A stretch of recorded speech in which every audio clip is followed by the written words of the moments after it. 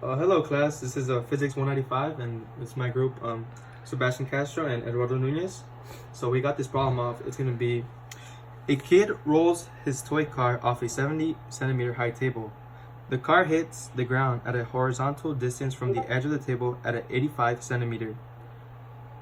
What was the velocity with which the car left the table?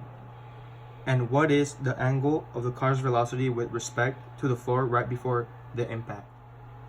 Alright, so from the question we got that we have to convert the centimeters into meters. So 70 centimeters would be 0.7 meters and 85 centimeters would equal to 0.85 meters. And then from there we got our kinematic equations, which would be y final equals to y initial plus velocity of y initial plus 1/2 at squared. And then from there we plugged in our numbers, so it would be 0 equals to the y initial would be the height plus 0 equals minus 1/2 gt squared.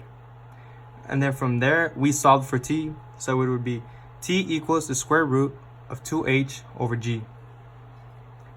And then from there we plugged in our numbers, so our height would be 0.7 and our g would be 9.8, and that would give us to 0.378 seconds. And then from there, so now we find our initial velocity, which this would be our equation. Initial velocity equals final velocity minus a times time. So our initial velocity would equal to 0 minus negative g, because there's gravity, times time. So it would be 9.8 times 378 seconds, which would give us to 3.7 meters per second. So the next part of the problem is asking to find the angle of the car's velocity with respect to the floor right before the impact. So we make a triangle to get the thing.